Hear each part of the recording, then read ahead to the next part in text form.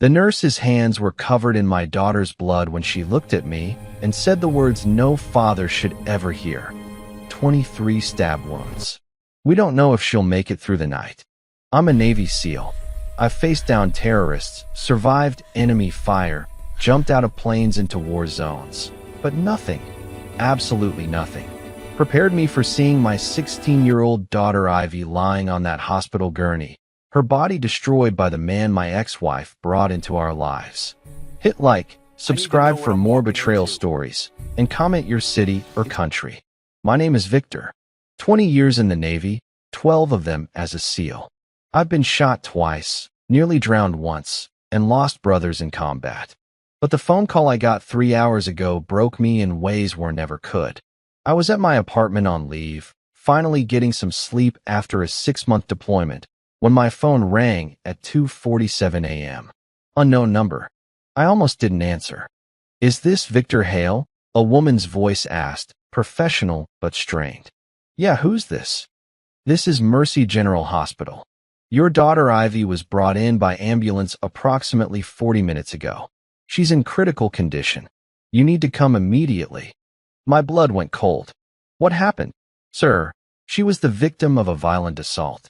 That's all I can say right now. Please hurry." I broke every traffic law getting to that hospital.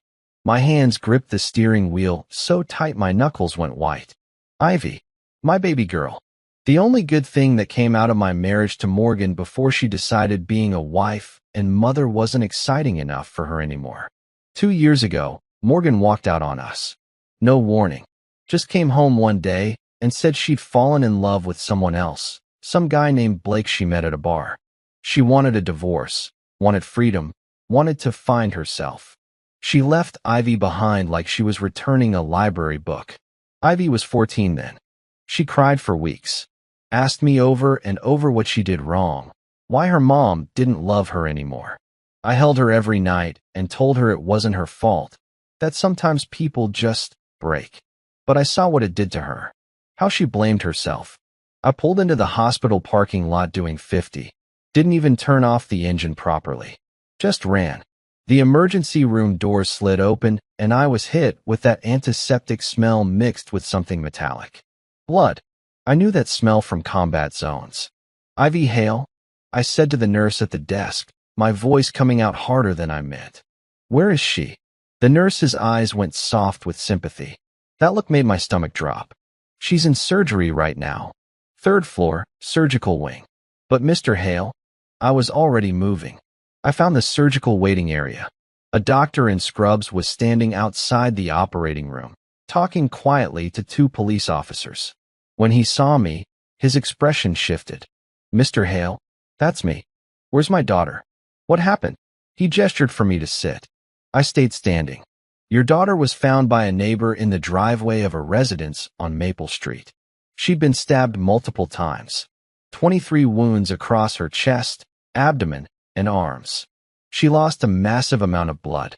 We're doing everything we can, but the next few hours are critical. 23 times. Someone stabbed my little girl 23 times. Who did this?" My voice was steady. "SEAL training. Stay calm. Assess. Execute." One of the police officers stepped forward. "I'm Detective Preston. We're investigating, but right now we're trying to piece together what happened. The address where she was found, does 438 Maple Street mean anything to you?" It took me a second. Then it hit me like a freight train. "That's my ex-wife's address. Morgan's house." Detective Preston exchanged a glance with his partner. "We tried to reach your ex-wife. She's not answering. But we found evidence at the scene suggesting a violent altercation inside the home. There's a significant amount of blood in the kitchen and living room. Your daughter's phone was found near the front door. It looks like she tried to escape. What was she doing there?" I asked, more to myself than them. "We were hoping you could tell us." I pulled out my phone with shaking hands. Opened my text with Ivy. The last message she sent me was 6 hours ago. "Dad, going to Mom's to ask about college stuff. Be back by dinner. Love you." I showed it to the detective. "She went to see her mother," I said. "Morgan abandoned us 2 years ago. Ivy barely talks to her, but she's been stressed about college applications. Morgan went to Berkeley. Ivy must have thought. My voice broke. She'd gone to her mother for help. And this happened. Mr. Hale, we need to ask, does your ex-wife live with anyone? Her boyfriend. Blake something. I don't know his last name. She brought him around Ivy a few times. Ivy said she didn't like him. Said he drank too much and made her uncomfortable. I should have listened. Should have fought harder to keep Ivy away from that house. But Morgan had partial custody. I couldn't just. We need to locate Blake, Detective Preston said. Do you have a photo? No. But if you find him. I stepped closer, and I know my eyes went dark. You better find him before I do. The detective didn't flinch. I understand you're upset, but you need to let us handle this. Before I could respond, the operating room doors opened. A nurse emerged, her scrubs stained dark red. Family of Ivy Hale. That's me, I said, crossing the space in 2 strides. She's stable for now, but we need to keep her in surgery for at least another 3 hours. The damage is extensive. Dr. Chen wanted me to tell you she's fighting hard. Can I see her? Not yet. But. She hesitated. She was conscious for about 30 seconds before we sedated her for surgery. She kept saying a name. Blake. Over and over. And she said, he found out I was going to tell Dad. My vision went red around the edges. Blake. Morgan's boyfriend. He did this to my daughter. The nurse touched my arm gently. She also said one more thing. She said, Mom sent me there. The world tilted. Morgan sent her there? To a house where she knew Blake would be alone? I turned to Detective Preston. You need to find both of them. Morgan and Blake. Right now. We're doing everything. I'm a Navy SEAL. I interrupted, my voice dropping to something cold and lethal. I've tracked insurgents across 3 continents. I've extracted targets from compounds in the middle of enemy territory. If you don't find the man who did this to my daughter. I leaned in close. I will. And you won't like how that ends. Detective Preston held my stare. Don't do anything stupid, Mr. Hale. Let us do our job. I didn't respond. Just turned and walked to the window overlooking the parking lot. Somewhere out there, the man who tried to murder my child was running. And Morgan, the woman who carried Ivy for 9 months, who I trusted with half my heart once, might have sent our daughter into that nightmare. My reflection stared back at me in the dark glass. The father, the soldier. Blake didn't know who he'd just made an enemy of, but he was about to find out. 3 hours and 42 minutes. That's how long I sat in that surgical waiting room, watching the clock on the wall tick forward while my daughter's life hung in the balance. Detective Preston stayed with me for the first hour, asking questions, taking notes.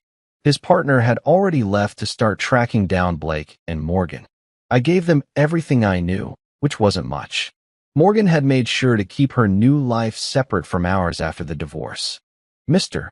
Hale, I need to ask you something, Preston said, his tone careful.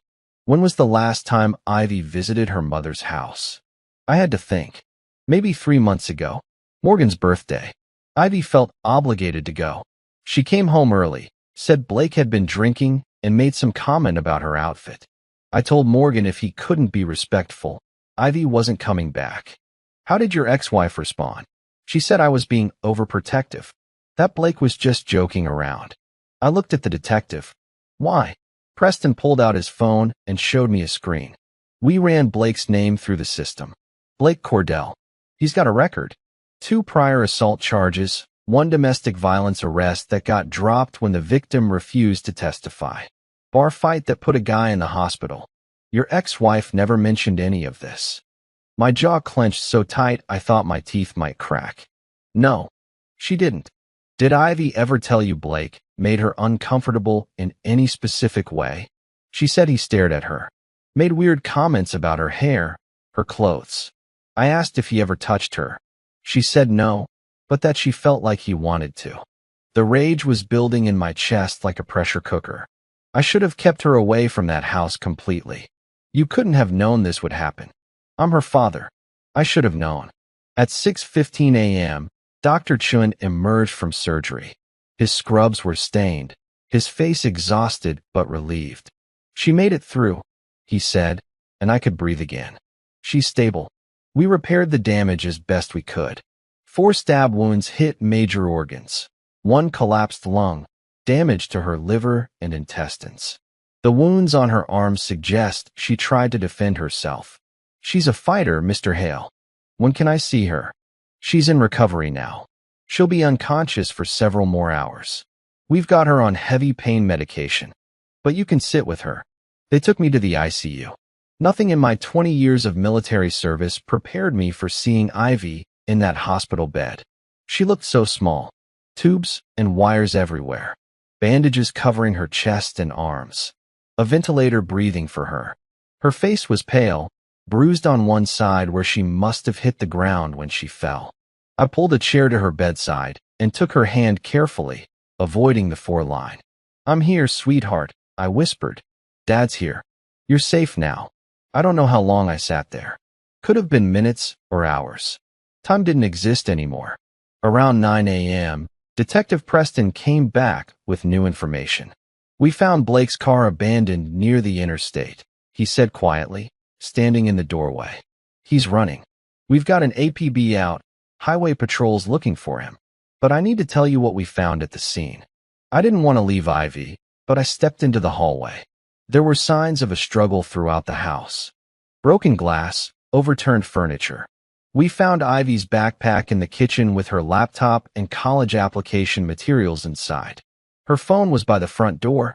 She'd tried to call 911, but didn't get the call through before she collapsed. "What about Morgan?" Preston's expression darkened. "We tracked her down at a spa and wellness resort about 60 miles outside the city. She'd checked in yesterday afternoon for a 2-day retreat. Meditation, massage treatments, the works." She turned her phone off when she arrived. She knew Ivy was coming to the house. According to text messages we recovered from Ivy's phone, yes. Ivy texted her mother yesterday afternoon asking if she could come by to talk about college. Morgan texted back telling her to come around 5 p.m., that she'd help her with the applications.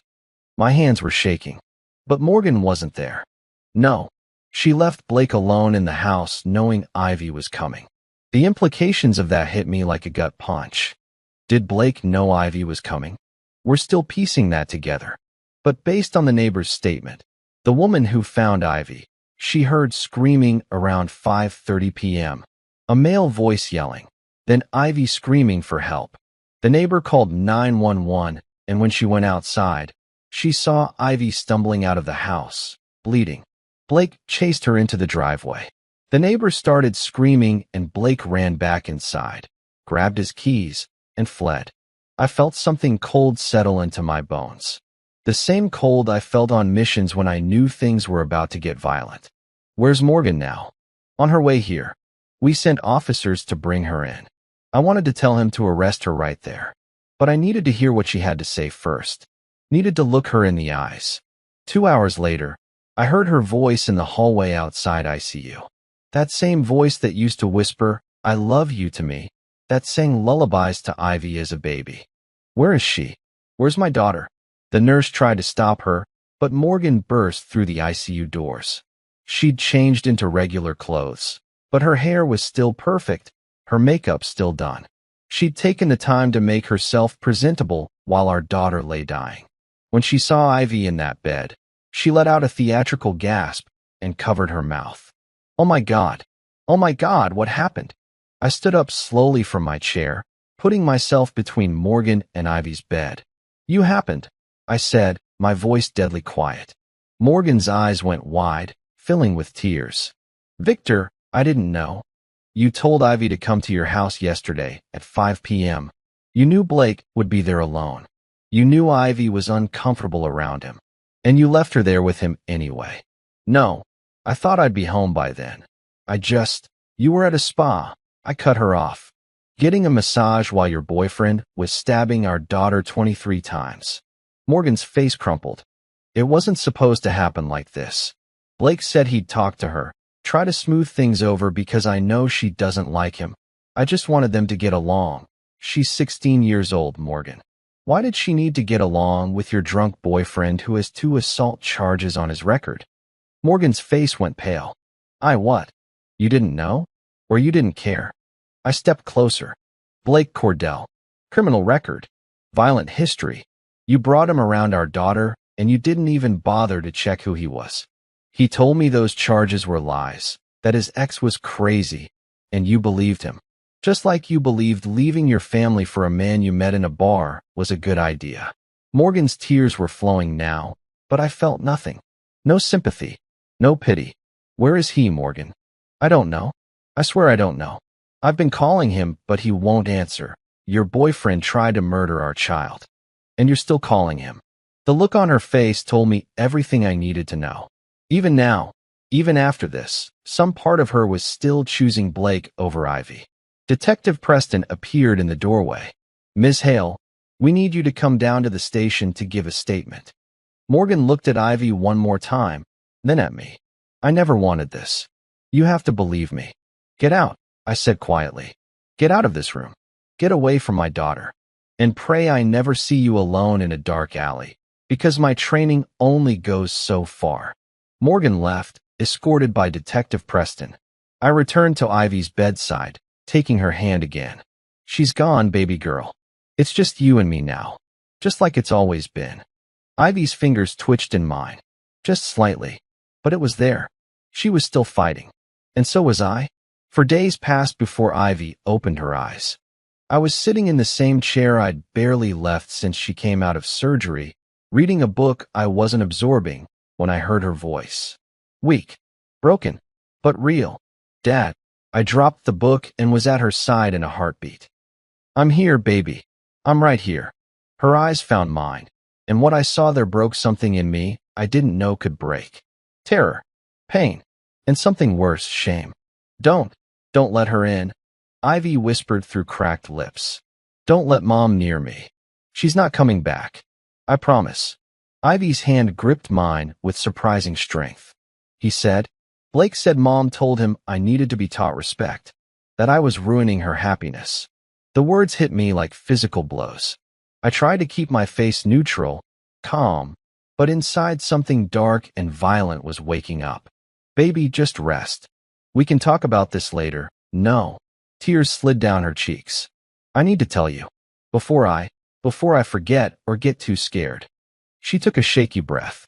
When I got there, Mom's car was gone. Blake answered the door. He was drunk. I could smell it. I told him I'd come back later, but he said Mom wanted him to talk to me. I wanted to stop her, protect her from reliving it, but she needed to get it out. He let me in and locked the door behind me. I didn't think anything of it at first. Then he started yelling about how I disrespected him at Mom's birthday. How I looked at him like he was trash. How I told Mom he made me uncomfortable. Her voice cracked. I did tell her that, Dad. 2 weeks ago. I told her Blake scared me, and she got so angry. She said I was trying to sabotage her relationship. That I was jealous she finally found someone who made her happy. My vision was going red around the edges. Blake said Mom asked him to have a talk with me. To make me understand that if I couldn't accept him, I wasn't welcome in her life anymore. He got in my face, backing me into the kitchen. I tried to leave, but he grabbed my arm. Ivy's whole body was shaking now. He said Mom was tired of my attitude, that she wanted me to learn my place. Then what happened? I pulled away and told him I was calling you. That's when everything changed. His face got so dark. He said if I told you, you'd go to the police. That he'd go back to prison. He couldn't go back. Her breathing was coming faster, panicked. I ran for the door, but he tackled me. Started hitting me. I fought back. I swear I did. I know you did, sweetheart. Your arms, the defensive wounds, the doctors told me. You fought like hell. I grabbed a kitchen knife to protect myself, but he took it from me. Her eyes went distant, trapped in the memory. He kept saying, I'm sorry, while he was stabbing me. Like he didn't want to do it, but couldn't stop. I don't remember how I got outside. Just waking up on the driveway, and everything hurt, and I couldn't breathe. I pulled her close as carefully as I could, letting her cry against my shoulder. When she finally quieted, I asked the question I needed answered. Ivy, did your mother know Blake was going to hurt you? She pulled back, looking at me with eyes too old for 16. I don't think she knew he'd go that far. But she knew he'd scare me. She wanted him to. Detective Preston had been right. Morgan sent Ivy into that house like a lamb to slaughter. While Ivy slept that afternoon, Preston came by with updates. "Blake's still in the wind," he said, frustration evident in his voice. "We've checked his known associates, his family, every place he might run to. It's like he vanished." "He hasn't vanished," I said calmly. "He's hiding. And hiding means he's staying somewhere he feels safe. We've got every cop in 3 counties looking for him. You're looking in the wrong places." I pulled out my phone and showed Preston a map I'd been working on. "Blake has a sister in Greenville. Divorced, lives alone. You checked her house already," I saw the report. "But look at this." I zoomed in on a property record. She owns a second property, a cabin 40 miles north that she inherited from her parents. It's not in Blake's file because it's not in her primary residence records. Preston stared at the map. "How did you?" I made some calls. "People who owe me favors. I'm a SEAL detective. We're trained to find people who don't want to be found." I looked him dead in the eye. "Blake's at that cabin. I'd bet my life on it. We'll send a team out there tonight. Make it quiet. If he runs again, we might not get another shot." Preston nodded and left. But something was still eating at me. The pieces weren't fitting right. That evening, while Ivy was asleep again and a nurse was checking her vitals, I went down to the hospital cafeteria and called my old teammate, Logan, who worked in cybersecurity now. "Need a favor," I said when he picked up. "Can you pull phone records for my ex-wife? I need to see who she was talking to the day my daughter was attacked." "That's technically illegal without a warrant, Vic." "Logan, please." Silence. "Then, give me an hour." 53 minutes later, my phone buzzed with an encrypted message.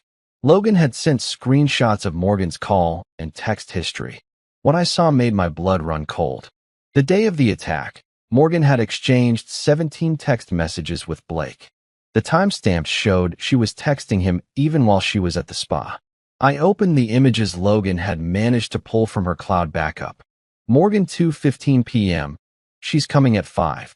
Make sure she understands this is my life now. Blake 2:22 p.m. What do you want me to do?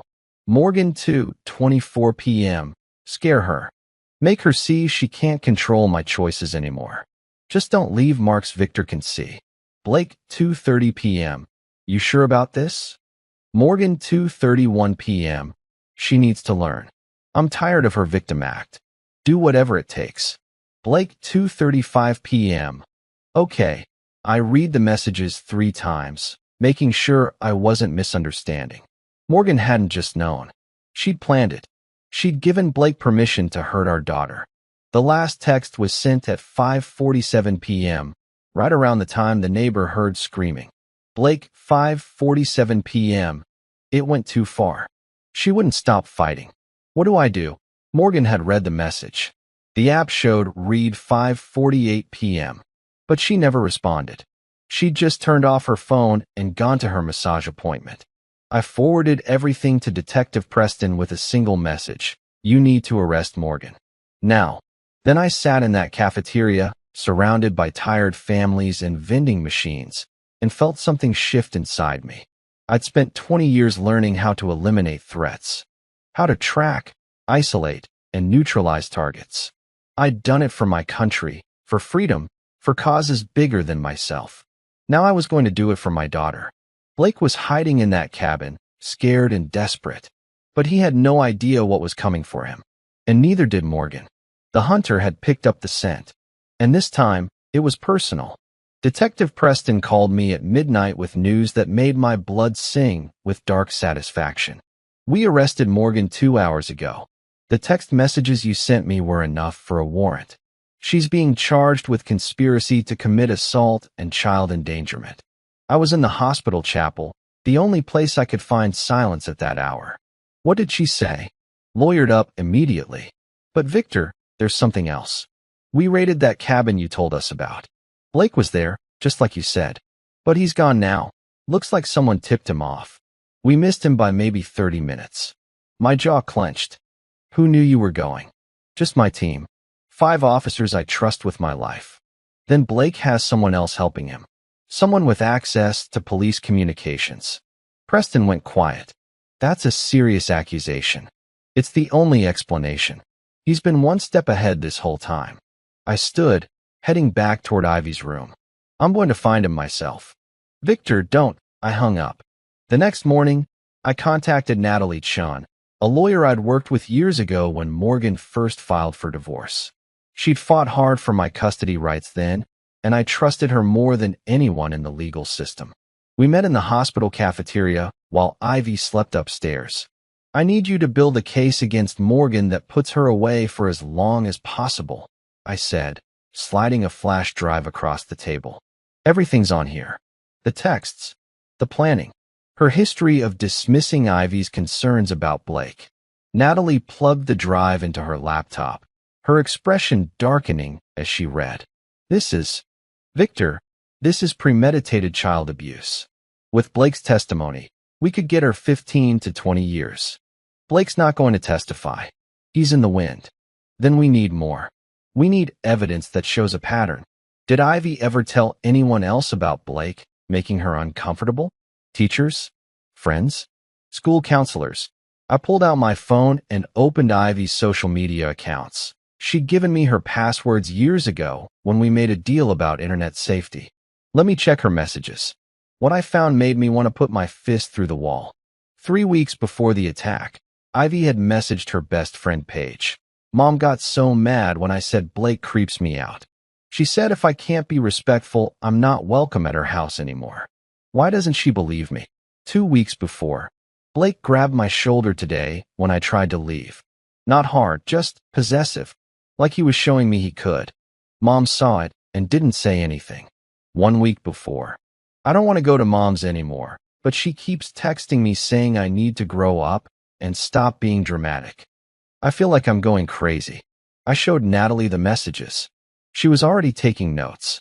This establishes that Morgan knew Blake was exhibiting predatory behavior and not only ignored it, but pressured Ivy to continue contact. That's criminal negligence at minimum. She looked up at me. We're going to bury her, Victor, legally and thoroughly. Good. That afternoon, while Natalie filed additional motions, I returned to Ivy's room. She was awake, staring at the ceiling, her hand resting on her bandaged chest. Hey, sweetheart. How are you feeling? Like someone stabbed me 23 times, she said, and I was relieved to hear the dark humor in her voice. She was still in there, still fighting. I pulled my chair close. I need to tell you something. We arrested your mother. Ivy's eyes closed. Good. The text messages prove she planned it. Not the stabbing, but the confrontation. She wanted Blake to scare you. I know, Ivy whispered. I already knew. Mom's hated me since she left. I just didn't want to believe it. That's not your fault. Parents are supposed to protect their children, not. My voice broke. Not do what she did. Ivy reached for my hand. You protected me. You're here. That's what matters. We sat in silence for a moment before my phone buzzed. A text from Logan. Morgan just made a call from jail. Recording attached. I opened the audio file with growing fury. Blake, it's me. They arrested me. You need to come forward and tell them it was an accident, that Ivy provoked you. A male voice panicked. Are you insane? I'm not turning myself in. You got me into this.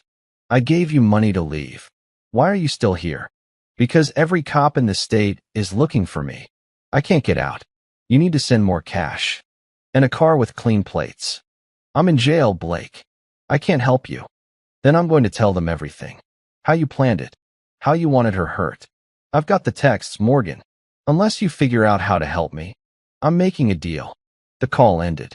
I immediately forwarded it to both Detective Preston and Natalie. Blake had just handed us everything we needed. But more importantly, I now knew Blake was still local, still desperate, still reachable. That evening, I set up my laptop in Ivy's room and started doing what SEALs do best, intelligence gathering. I tracked every known associate of Blake's, mapped their locations, cross-referenced their phone records that Logan had pulled, and I found something interesting. Blake's cousin, Tristan, worked as a mechanic at a shop 15 miles from the hospital. His social media showed photos from a hunting cabin in the woods. different from the one the police raided. This one was off-grid, no utilities registered, probably used only seasonally. I pulled up satellite imagery. The cabin was accessible only by a dirt road, surrounded by dense forest. Perfect place to hide. "Dad, what are you doing?" Ivy asked from her bed, watching me work.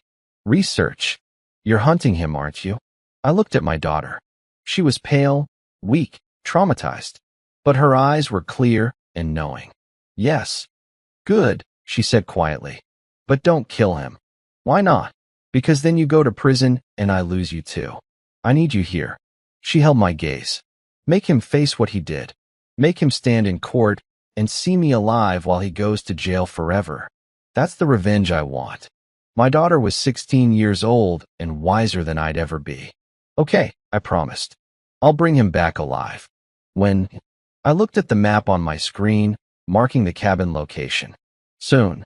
Blake thought he was safe in those woods, hiding from the law. But the law wasn't coming for him anymore. I was. I left the hospital at 3 in the morning, kissing Ivy's forehead while she slept. A nurse I trusted, a former Army medic named Grant, promised to stay in her room and call me if anything changed. "Where are you going?" he asked quietly. "To end this." He didn't ask for details. Military people understand some things don't need explaining. I drove to a storage unit I kept on the edge of town, the one Morgan never knew about. Inside was equipment from my SEAL days, surveillance gear, tactical clothing, communication devices that operated on encrypted frequencies. I also had a burner phone, untraceable, purchased years ago for emergencies. This qualified as an emergency. I spent the next hour setting up a digital trap. Using Logan's help remotely, we created a fake identity on a criminal forum Blake had been active on months ago, a place where people traded information about avoiding law enforcement. I posted a message offering safe passage out of state for cash, targeting it specifically so Blake would see it. Within 2 hours, Blake took the bait. He messaged the fake account. "Blake, how much to get me to Canada?" Me, as fake contact, 10 grand. "Cash. You got it." "Blake, I can get it." "When?" Me, 3 days. "Need time to arrange transport. Stay off the grid. Don't contact anyone." "Blake, how do I know you're legit?" Me, "You don't. But you're out of options. Cops are closing in. Take the deal or take your chances." Blake went silent. But I knew he'd take it. Desperate men always do. While I waited for Blake to make his next move, I focused on the other threat, Morgan. She'd been released on bail that morning, courtesy of her wealthy parents who'd posted the $500,000 bond. Her lawyer, a slick corporate type named Quentin Marks, had already started a media campaign painting her as a victim of Blake's manipulation. I watched the press conference from my truck, parked outside the county courthouse. "My client is a mother who made the tragic mistake of trusting the wrong person," Marks said into a cluster of microphones. "She had no knowledge of Blake Cordell's violent intentions. She's devastated by what happened to her daughter and looks forward to her day in court to clear her name." Morgan stood beside him in a conservative dress, hair pulled back, minimal makeup. She looked like a grieving mother instead of the woman who'd orchestrated her own daughter's assault. The media ate it up, but I had the text messages, the recordings, the evidence that would shred that performance to pieces. That afternoon, Morgan showed up at the hospital. I was in the cafeteria grabbing coffee when I got the alert from Grant. "She's here." Trying to get into Ivy's room. Security stopped her. I took the stairs 3 at a time. Morgan was arguing with 2 security guards outside the ICU entrance, her voice rising. "That's my daughter. You can't keep me from seeing her." "Ma'am, there's a court order," one guard said firmly. "No contact. That's illegal. I have rights." "You have the right to leave," I said, approaching from behind, "before I have you arrested for violating a protective order."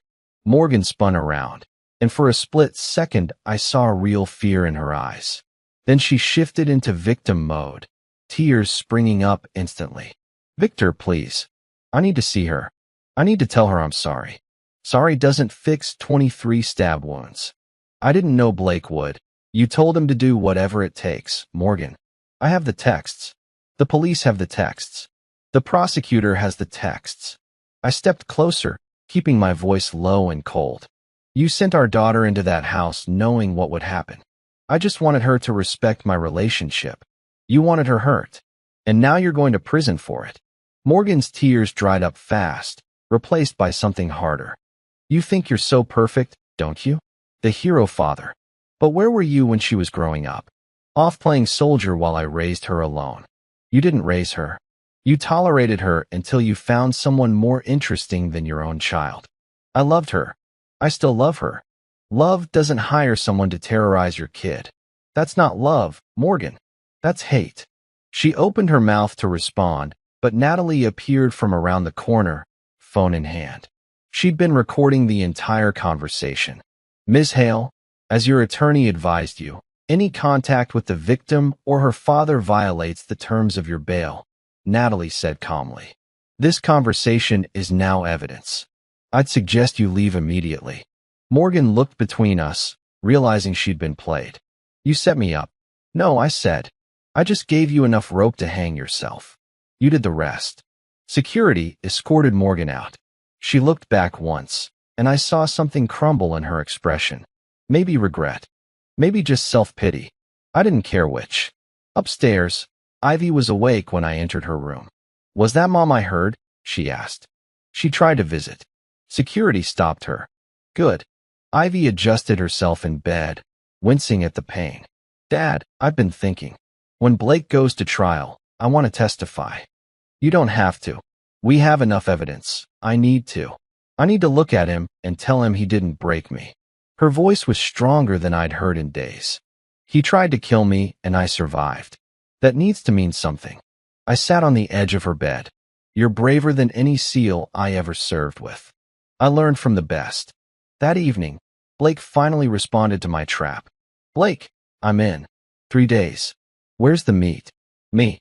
I'll send coordinates tomorrow. Come alone. Bring the money. Blake, how do I know this isn't a setup? Me. Because if it was, you'd already be in custody. I'm a smuggler, not a cop. Your money's as green as anyone's. He agreed. I immediately contacted Detective Preston with a very specific plan. Blake thinks he's meeting a smuggler in 3 days at a location I'm going to provide. I want you to set up surveillance, but you let me make contact first. Victor, that's not negotiable. He won't show if he senses cops, but he'll show for a desperate exit strategy. When I have him in position, you move in. Preston was quiet for a long moment. If this goes wrong, it won't. I've run operations like this in war zones against trained enemy combatants. Blake's just a coward with a knife. All right, but you wear a wire. And if things go south, we're coming in hot. Deal. I set the meet location for an abandoned industrial park near the river. Open enough that police could surround it without being seen, isolated enough that Blake would feel safe. The trap was set. The prey was circling. In 72 hours, Blake would walk into that parking lot thinking he was escaping justice. Instead, he was walking straight into it. And I'd be waiting. The 72 hours crawled by like years. I spent every moment I wasn't with Ivy preparing for the meet. Detective Preston's team set up surveillance equipment around the industrial park. We ran through the operation 6 times, coordinating signals, establishing fallback positions, planning for every variable. Remember, Preston said during our final briefing, you get him talking, you get confirmation it's him, then you give the signal. We move in fast and clean. He'll talk, I said. Guys like Blake always do when they think they're getting away. The night before the meet, I sat with Ivy in her hospital room. She was healing faster than the doctors expected, already able to sit up without help. The physical therapist said she was the most determined patient she'd ever worked with.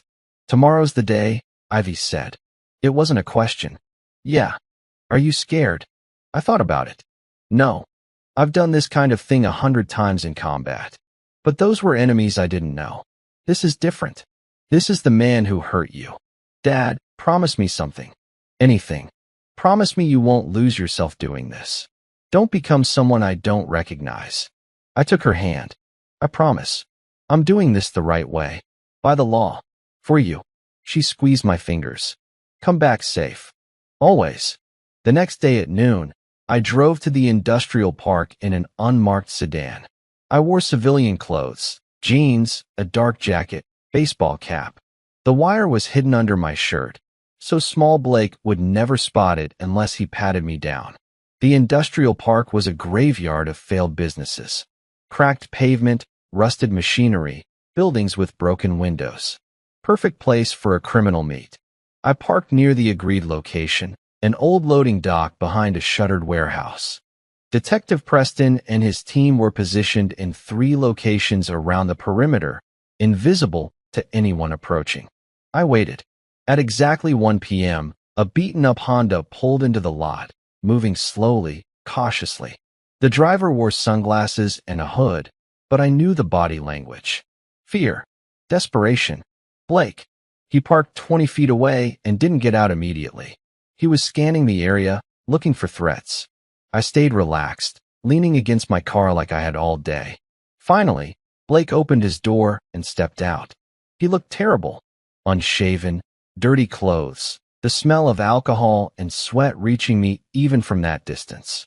His hands were shaking. You the guy? Blake called out, voice rough. Depends. You got the money. Blake patted a backpack slung over his shoulder. Right here.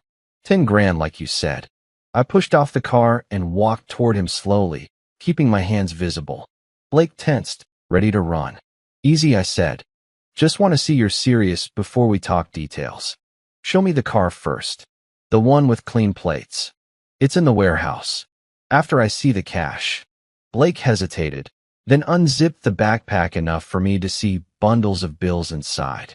Probably exactly 10,000, everything he could scrape together. Good, I said. Now let's talk about your situation. You're wanted for attempted murder. That's a lot of heat. That's why I need out. Tonight. Tonight's not happening.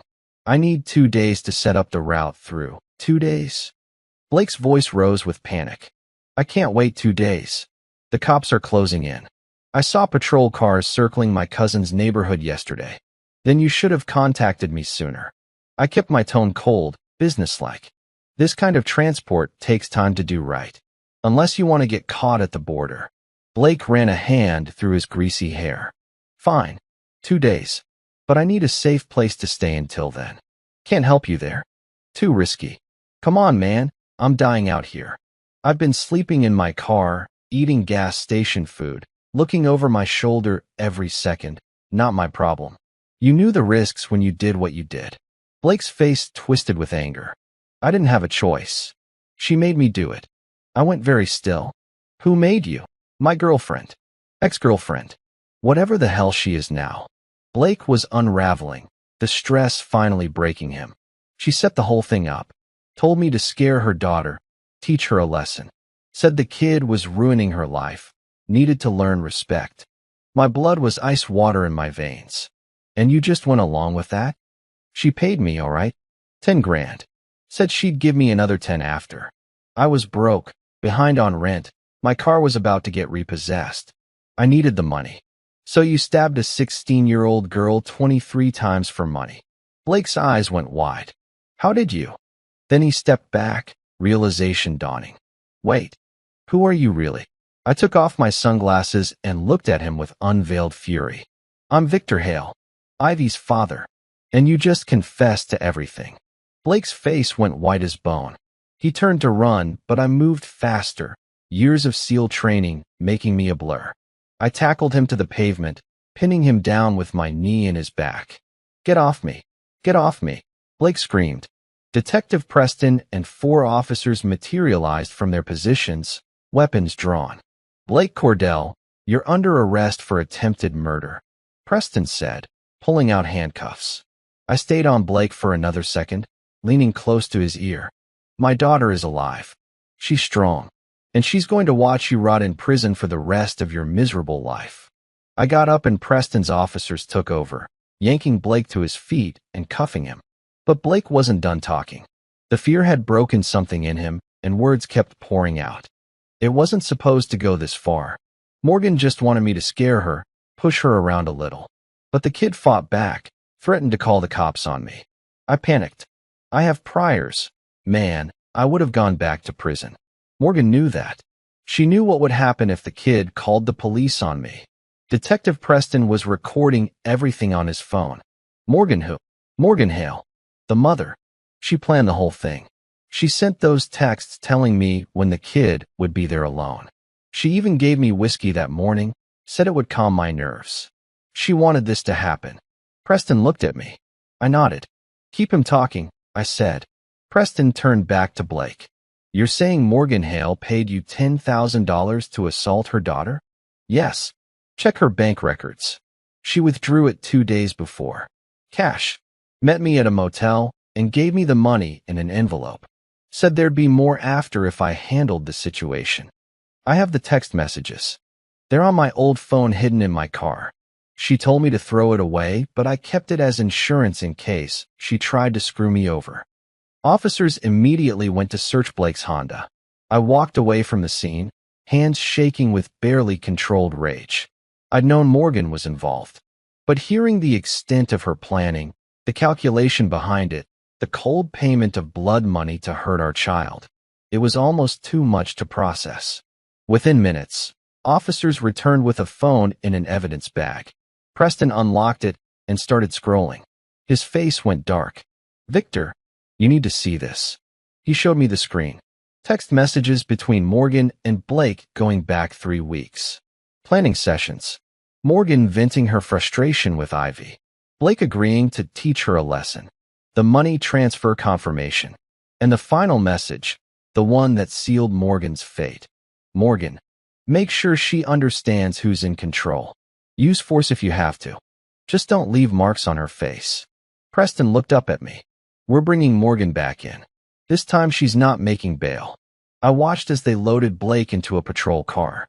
He was crying now, begging for a deal, offering to testify against Morgan in exchange for reduced charges. The predator had made his mistake. He'd confessed everything, and now both of them were going down. I called Ivy from the parking lot while Preston's team processed Blake's arrest. It's done, I told her. We got him. He confessed to everything. There was silence on the other end, then a shaky breath. Is it really over? With Blake, yes. But there's more. He gave us evidence against your mother. Text messages, bank records, recordings. Everything that proves she planned it. Another pause. Good. She deserves whatever happens to her. Within 3 hours, Detective Preston had assembled enough evidence to bring Morgan back into custody. This time, there would be no bail, no manipulative press conferences, no sympathetic mother routine. I watched from Ivy's hospital room window as the news broke on television. A reporter stood outside Morgan's parents' mansion where she'd been staying since her first release. Breaking news tonight.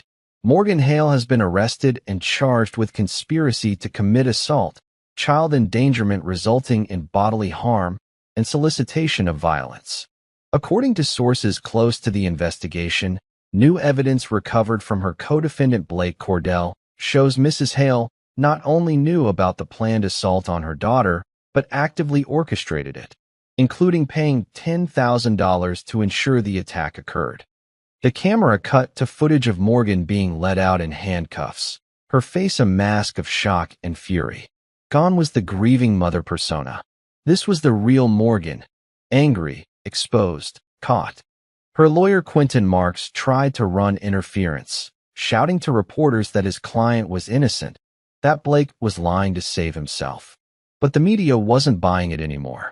Not after Blake's recorded confession. Not after the text messages leaked to the press. The public reaction was swift and brutal. Morgan's social media accounts were flooded with messages calling her a monster. Her parents released a statement saying they were horrified and heartbroken by the allegations. Her friends abandoned her one by one, deleting photos and denying they'd ever been close. 2 days later, I met with the district attorney, a sharp woman named Harper Sinclair who'd built her career prosecuting violent crimes against children. Mr. Hale, I want you to know we're pursuing maximum sentences for both defendants, she said in her downtown office. Blake's looking at 20 to 30 years for attempted murder. But your ex-wife, what she did is arguably worse. She's the mother. The one person who should have protected that child above all else. What are her charges exactly? Harper pulled up a file on her computer. Conspiracy to commit assault in the first degree, child endangerment resulting in great bodily harm, solicitation of violence, and we're considering adding charges of attempted murder by proxy. If we can prove she intended for Ivy to be killed, not just scared, she could face life in prison. She paid him $10,000, I said. She told him to use force. She knew about his violent history and sent our daughter to him anyway. That's not conspiracy. That's premeditated attempted murder. I agree, and I'm going to prove it. Harper leaned forward. But I need Ivy to testify. I know she's been through hell, and I would never force a child victim to take the stand if she wasn't ready. But her testimony would be powerful. Juries need to see the human cost of what Morgan did. She wants to testify, I said. She told me she needs to look her mother in the eye and show her she survived. Harper's expression softened. Your daughter is incredibly brave. We'll make sure she has every support available. Victim advocates, counselors, whatever she needs. The preliminary hearing was scheduled for 2 weeks later. By then, Ivy had been released from the hospital and was recovering at home. My home, the only place she'd ever felt truly safe. She spent hours preparing her victim impact statement with the help of a therapist. I heard her practicing in her room, her voice growing stronger each time.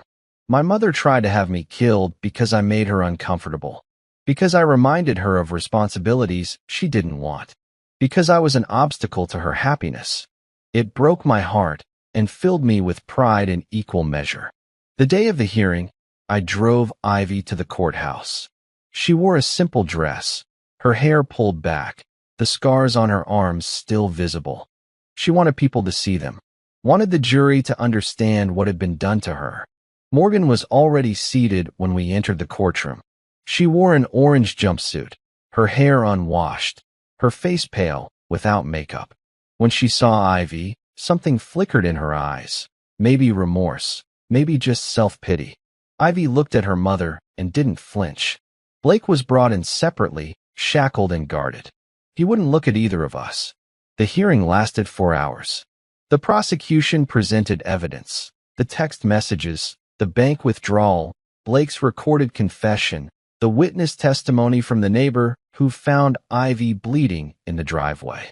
Then Harper called Blake to the stand. He'd taken a plea deal in exchange for testifying against Morgan. 25 years, eligible for parole in 18. Still not enough in my opinion, but it guaranteed he'd help bury Morgan. Mr. Cordell, please tell the court about your relationship with the defendant, Harper began. Blake's voice was flat, defeated. We dated for about 8 months. Met at a bar. She seemed nice at first, but after a while I realized she had issues, especially with her daughter. What kind of issues? She resented the kid, talked about how Ivy ruined her life, trapped her in a marriage she didn't want. Said if it wasn't for Ivy, she would have left her husband years earlier. Morgan's lawyer objected, but the judge allowed it. Blake continued, describing how Morgan's resentment grew, how she'd complained constantly about Ivy interfering in their relationship, how she'd asked Blake repeatedly to do something about the problem. Then 2 weeks before the incident, Morgan came to me with a proposal. She'd pay me 10 grand to have a serious talk with Ivy. Make her understand she wasn't welcome anymore. I asked what she meant by serious, and she said. Blake paused, looking sick. She said whatever it takes to make her stop. And you agreed? I needed the money. I thought she just meant scare her, yell at her maybe. But then she texted me that day, said don't leave marks Victor can see, and do whatever it takes. That's when I knew she wanted me to hurt the kid. But you still went through with it. Yeah, I did. And I'll regret it for the rest of my life. When Blake stepped down, Harper called Ivy to the stand. I held my breath as my daughter walked to the witness box, placed her hand on the Bible, and swore to tell the truth. Harper's questions were gentle, giving Ivy space to tell her story in her own words. Ivy spoke clearly, looking directly at the jury as she described going to her mother's house. Blake's attack, fighting for her life, crawling to the driveway while bleeding out. "Did you know your mother had paid Blake to hurt you?" Harper asked. "Not then, but I knew she wanted me gone. She told me that. She said I was ruining her happiness, and if I couldn't accept Blake, I wasn't her daughter anymore." "And how does that make you feel now, knowing she planned this?" Ivy finally looked at Morgan, her voice steady and devastating. "It makes me realize my mother never loved me. And that's okay, because I have my dad. He loves me enough for both of them." Morgan's face crumpled. She started to cry, but it looked hollow, performative. The judge denied bail and set trial dates for both defendants. Outside the courthouse, reporters swarmed us. I put my arm around Ivy and pushed through, refusing to comment. But Ivy stopped at the top of the courthouse steps and turned to face the cameras. "My name is Ivy Hale," she said, her voice carrying across the crowd. "I'm 16 years old, and my mother tried to have me murdered. But I survived.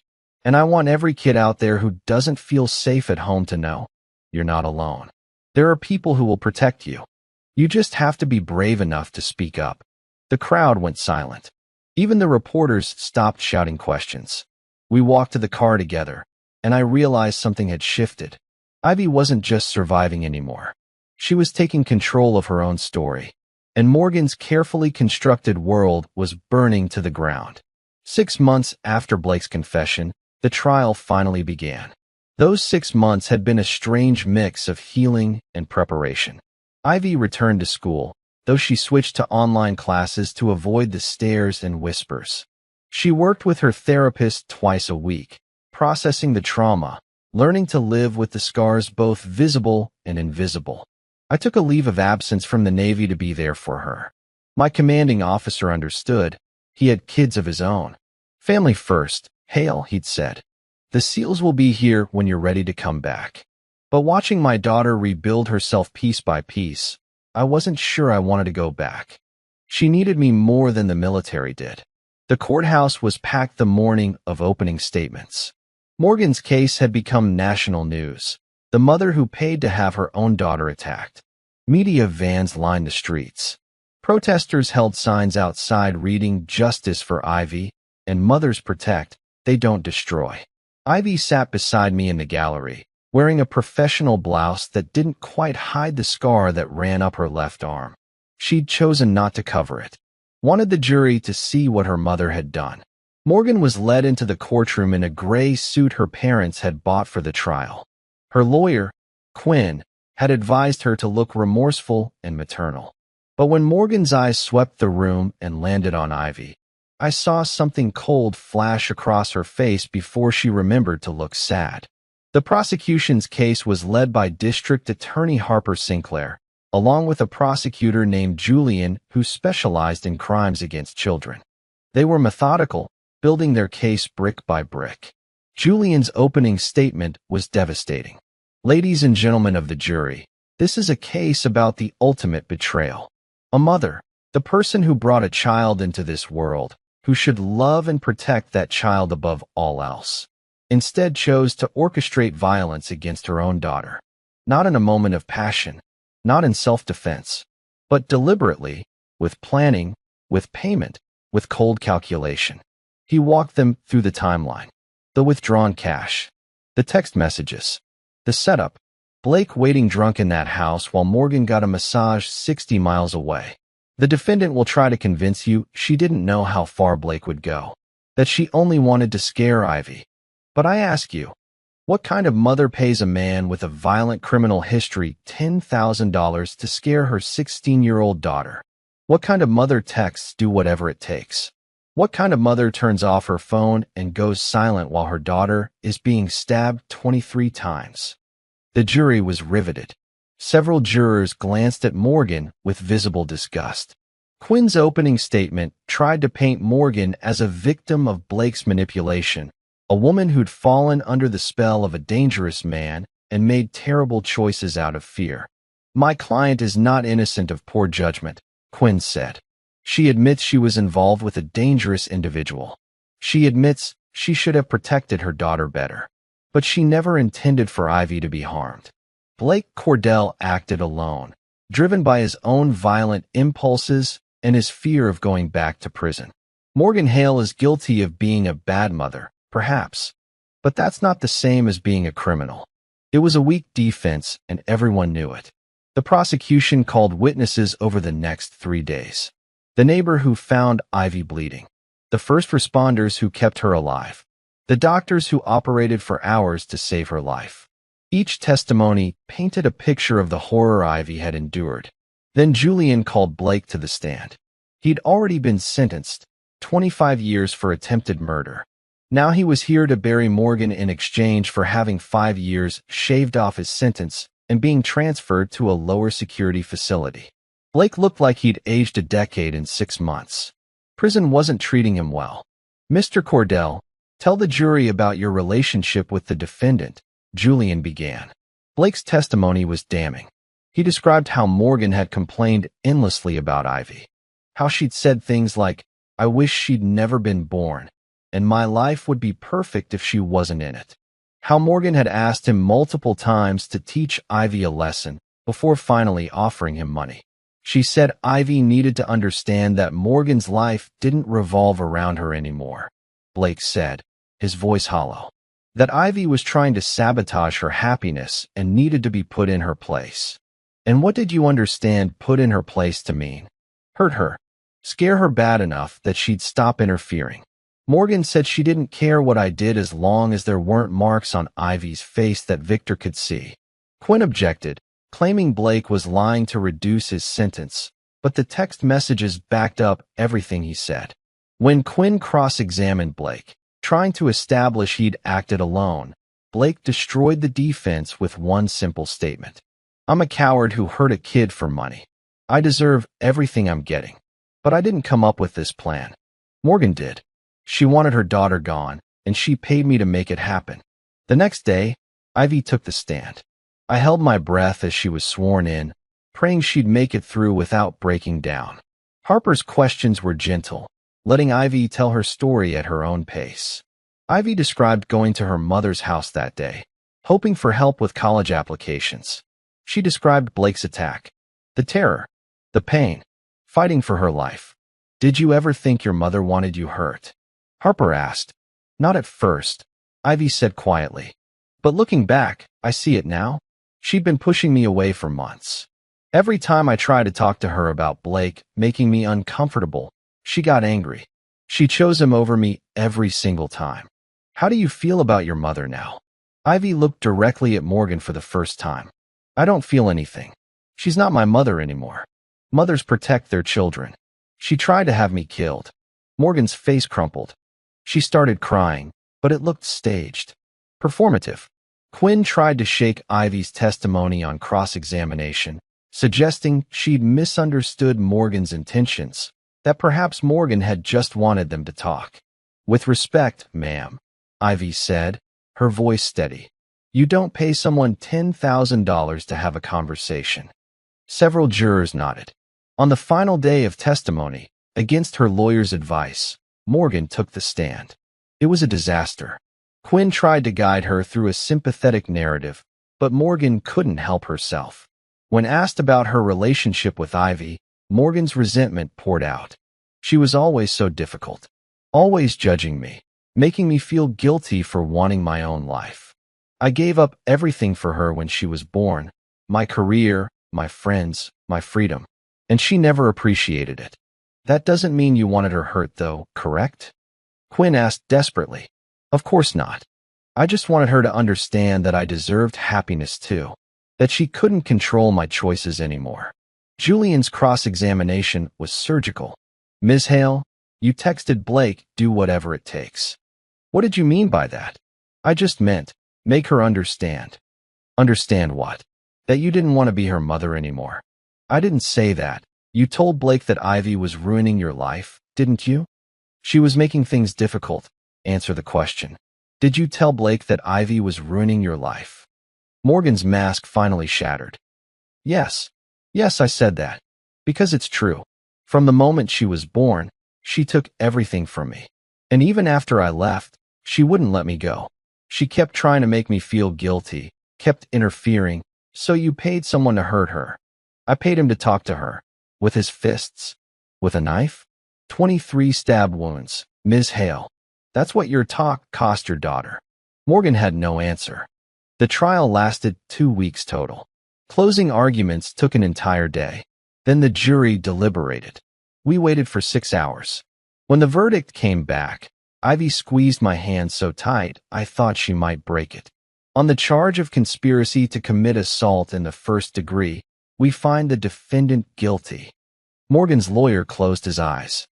On the charge of child endangerment resulting in great bodily harm, we find the defendant guilty. Morgan started crying. On the charge of solicitation of violence, we find the defendant guilty. The courtroom erupted. People cheering. Morgan's parents sobbing. Sentencing was scheduled for 2 weeks later. Outside the courthouse, reporters rushed us, but Ivy stopped and faced the cameras one more time. Justice was served today, but this isn't about revenge. It's about making sure no other child has to go through what I did. If you're being hurt by someone who's supposed to love you, speak up. Tell someone. You deserve protection. You deserve love. And you deserve justice.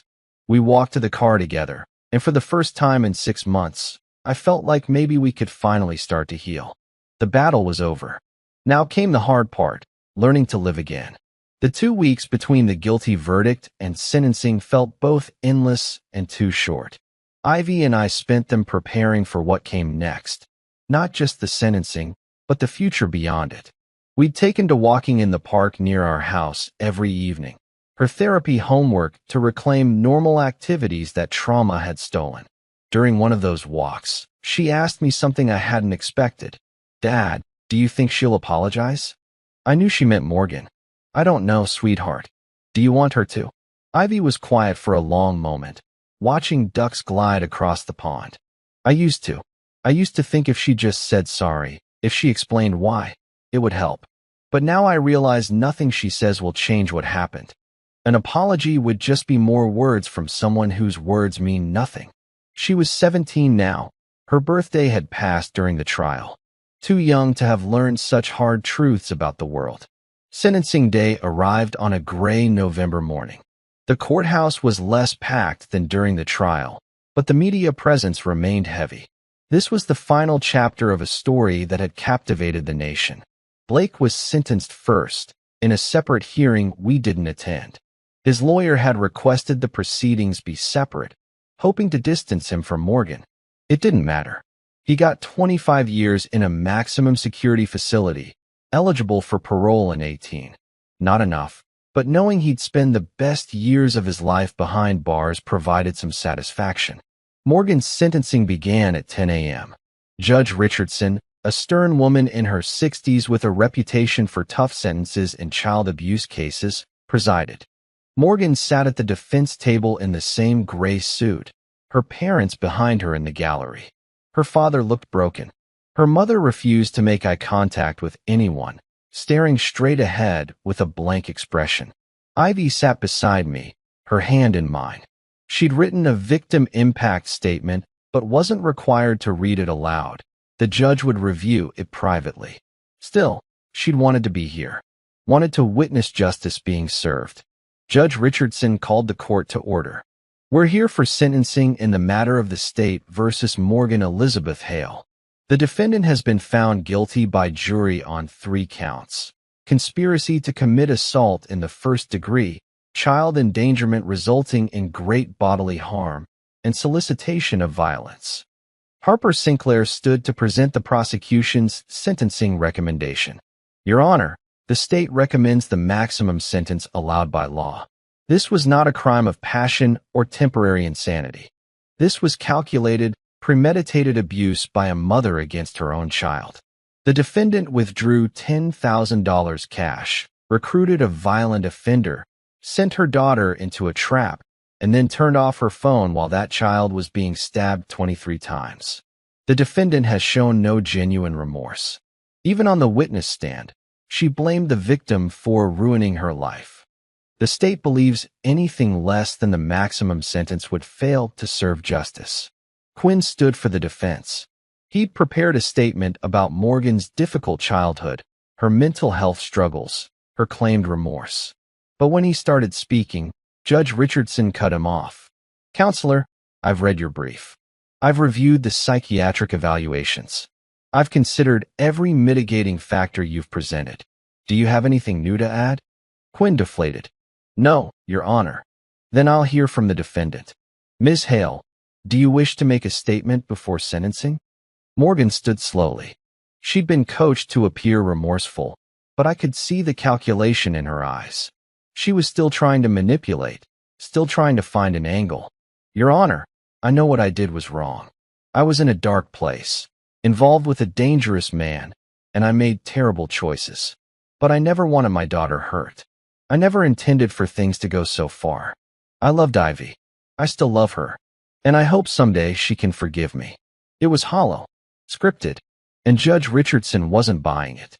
"Ms. Hale, you've had multiple opportunities during this process to take genuine responsibility for your actions.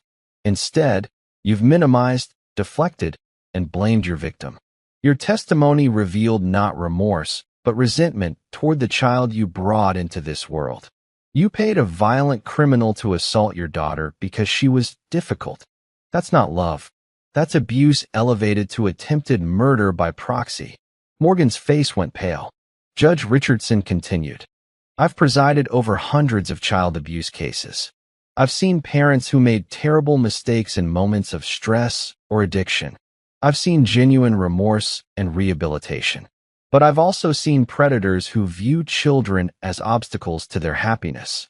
You, Ms. Hale, fall into that latter category." The judge opened a folder, reviewing the sentencing guidelines. "On the charge of conspiracy to commit assault in the first degree, I sentence you to 12 years in state prison. On the charge of child endangerment resulting in great bodily harm, I sentence you to 8 years to run consecutively. On the charge of solicitation of violence, I sentence you to 4 years, also consecutive. Total sentence, 24 years in state prison with no possibility of parole for 18 years. Morgan gasped. Her lawyer closed his eyes. Her parents began crying quietly. "Furthermore," Judge Richardson added, "I'm permanently terminating your parental rights to Ivy Hale, effective immediately. You will have no contact with the victim directly or indirectly for the duration of your sentence and beyond. Any attempt to contact her will result in additional criminal charges." Morgan turned to look at Ivy, tears streaming down her face. But this time, they looked real. Too late. Years too late. The bailiffs led Morgan away. She looked back once more before disappearing through the side door that led to the holding cells. Outside the courthouse, reporters swarmed again, but Harper handled the press conference while Ivy and I slipped out a side entrance. We sat in the car for a long moment, neither of us speaking. Finally, Ivy said, "It's really over." "Yeah, it is. I thought I'd feel different. Happier, maybe. But I just feel tired." I pulled her into a hug. "That's normal. Justice doesn't erase what happened. It just makes sure the people who hurt you face consequences. What happens now? Now we heal. We move forward. We build the life you deserve." She pulled back, wiping her eyes. "Will you stay? Or do you have to go back to the SEALs?" "I've been thinking about this for weeks. I'm retiring. You're more important than any mission. We're a team now, you and me. And teams stick together." Ivy smiled for the first time in days. "Team Hale." "Team Hale," I agreed. We drove home in comfortable silence, the courthouse and everything it represented fading in the rearview mirror. 24 years. Morgan would be 63 when she got out. Ivy would be 41. A lifetime stolen, a lifetime earned. Justice wasn't perfect. It didn't heal all wounds, but it was enough to start rebuilding. Winter melted into spring, and with it came the slow, painful work of rebuilding our lives. The first few months after sentencing were the hardest. Ivy had nightmares almost every night, waking up screaming, reliving the attack. I'd rush into her room and hold her until the tremors stopped, whispering that she was safe, that I had her, that nothing could hurt her anymore. But trauma doesn't follow a schedule. It doesn't care about guilty verdicts or prison sentences. It lives in the body, in the nervous system, in the sudden panic that grips you when someone approaches too quickly or raises their voice. Ivy's therapist, Dr. Eliza Morrison, was a specialist in childhood trauma. She worked with Ivy twice a week, teaching her grounding techniques, helping her process the betrayal, rebuilding her sense of safety in the world. Your mother's actions weren't about you, Dr. Morrison told Ivy during a session I sat in on. They were about her own brokenness. Healthy people don't hurt their children. Sick people do. And that sickness was hers, not yours. It was a lesson Ivy had to learn over and over. Some days she believed it. Other days, she'd look at me with haunted eyes and ask, "What did I do wrong? Why didn't she love me?" Those were the days that broke my heart. By April, Ivy had returned to school part-time. Her teachers were supportive. Her friends rallied around her. The story had made national news, and while most people were kind, there were always a few who stared too long or whispered when she passed. But Ivy was stronger than anyone gave her credit for. She held her head high, wore her scars without shame, and refused to be defined by what had happened to her.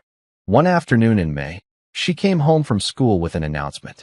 "I want to write about it," she said, dropping her backpack on the kitchen table. "For my English class.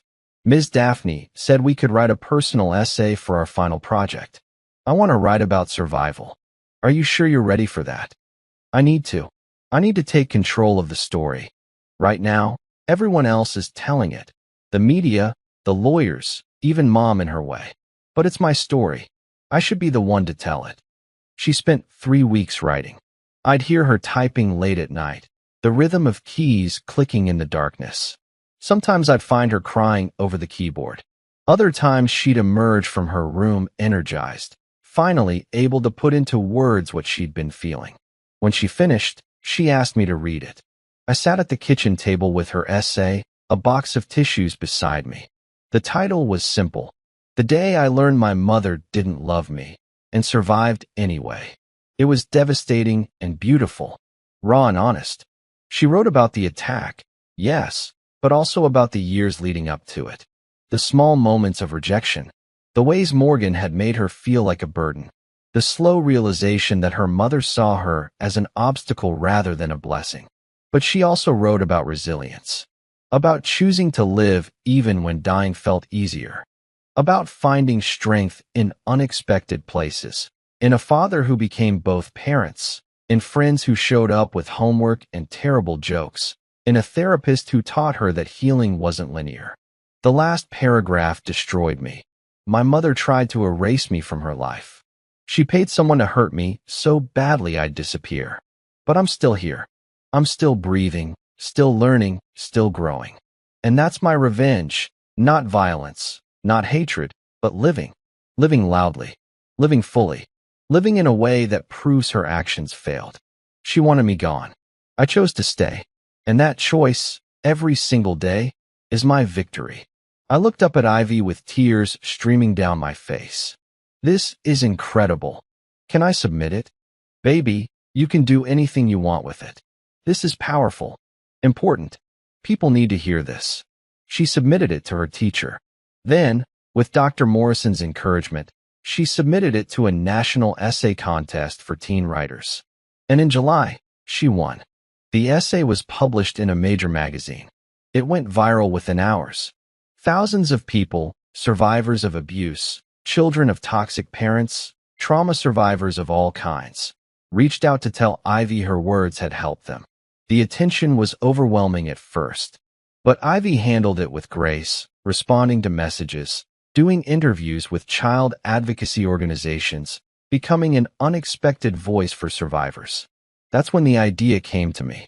I'd retired from the Navy with full benefits and a modest pension. I had time. I had resources. And I had firsthand knowledge of how the system failed children in dangerous situations. I started researching nonprofit organizations that helped victims of parental abuse, most focused on physical neglect or substance abuse. Very few addressed the specific horror of parents who intentionally harmed their children. so I decided to start one. I called it Ivy's Voice, a nonprofit dedicated to helping children escape abusive parental situations, providing legal support, therapy, and safe housing. Ivy loved the name. She even agreed to be the youth spokesperson, sharing her story to raise awareness and funds. We worked on it together through the summer. I handled the legal incorporation and fundraising. Ivy designed the logo and wrote content for the website. We held our first fundraiser in September, and the response was overwhelming. People wanted to help. They wanted to make sure no other child went through what Ivy had. By fall, Ivy had made a decision about her future. "I want to study criminal justice," she told me over dinner one night. "Maybe become a prosecutor or a victim's advocate. I want to help other kids like me, kids who need someone to fight for them when their own parents won't." Pride swelled in my chest. "You're going to change lives, sweetheart." "I already am. Thanks to you showing me how." In October, something unexpected happened. Dr. Morrison introduced me to a colleague of hers, Clara Reeves, a trauma therapist who worked with veterans.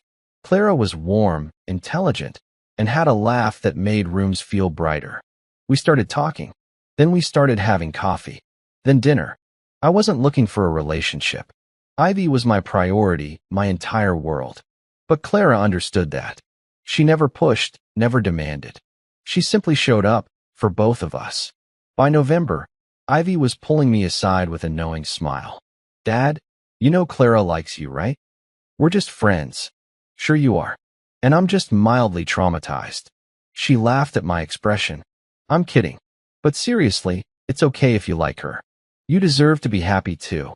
I'm not going to break if you have a life outside of me." Maybe she was right. Maybe happiness didn't mean betraying my duty as a father. Maybe it meant showing Ivy that healing was possible, that life could be good again. One evening in late November, Ivy and I were sitting on the porch watching the sunset when she asked the question I'd been waiting for. "Dad, do you think she ever regrets it?" "Mom, do you think she lies in her cell and wishes she could take it back?" I considered my answer carefully. I think she regrets getting caught. I think she regrets losing her freedom. But do I think she understands the depth of what she did to you? Honestly, I don't know if she's capable of that kind of self-awareness. Ivy nodded slowly. I used to need to understand why she hated me so much. But I'm starting to realize some people are just broken in ways we can't fix or understand. And that's not my responsibility. No, it's not. I'm going to be okay, Dad. We're going to be okay.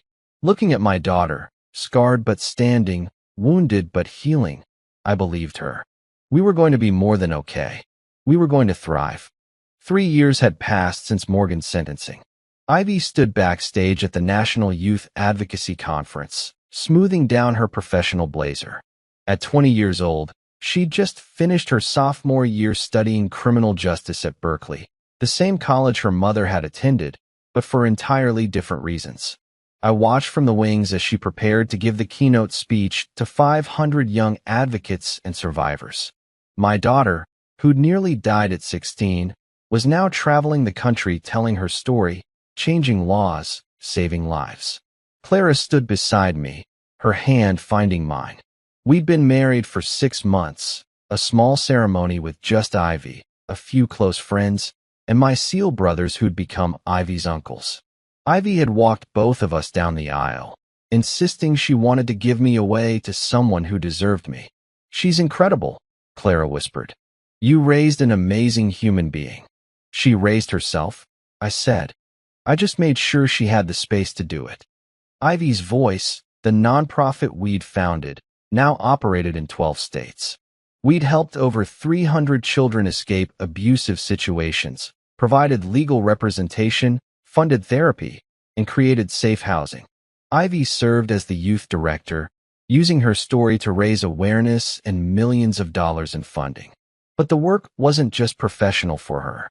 It was personal. It was healing. The conference moderator introduced Ivy, and she walked onto that stage with the confidence of someone who'd stared down death and decided to live anyway. "My name is Ivy Hale," she began, her voice clear and strong. "When I was 16 years old, my mother paid someone to kill me. He stabbed me 23 times, and left me to die in a driveway. But I didn't die. And today, I'm here to tell you that survival is only the beginning. The real work is choosing to thrive. She spoke for 30 minutes about trauma, healing, forgiveness, not the kind that excuses evil, but the kind that frees you from carrying someone else's poison. She talked about finding purpose in pain, about transforming victimhood into advocacy. The audience gave her a standing ovation. Afterward, dozens of young people lined up to talk to her, to share their own stories, to ask how they could heal like she had. Ivy listened to each one with patience and compassion, offering resources, hope, and the simple reminder that they weren't alone. That evening, back at our house, the three of us sat on the back porch watching fireflies dance in the warm June air. Clara had made dinner, something she'd gotten good at, knowing neither Ivy nor I were particularly skilled in the kitchen. "I got a letter today," Ivy said quietly, breaking the comfortable silence. I knew immediately. From her. Yeah, her lawyer forwarded it. She's up for a parole hearing in 15 years. Wanted to know if I'd write a letter of support. My jaw tightened. "You don't have to respond." "I know, but I already did." Ivy pulled out her phone and showed me a copy of the email she'd sent to Morgan's lawyer. I told him no. That Morgan made her choices, and now she has to live with the consequences. That I hope she finds peace in prison, but I won't be part of her redemption story. My healing doesn't require forgiving her. It just requires me letting go. Clara reached over and squeezed Ivy's hand. That took courage. It took therapy, Ivy said with a slight laugh. Lots and lots of therapy. We sat in silence for a moment. Then Ivy asked the question I'd been waiting 3 years to hear. "Dad, do you ever regret not killing Blake yourself? When you had the chance, before the police took over?" I'd thought about this often. About what I could have done with my training, my skills, my rage. About how easy it would have been to make both Blake and Morgan disappear. "No," I said honestly. "Because if I'd done that, I'd be in prison. And you'd be alone. Revenge through violence would have destroyed both of us. But revenge through justice?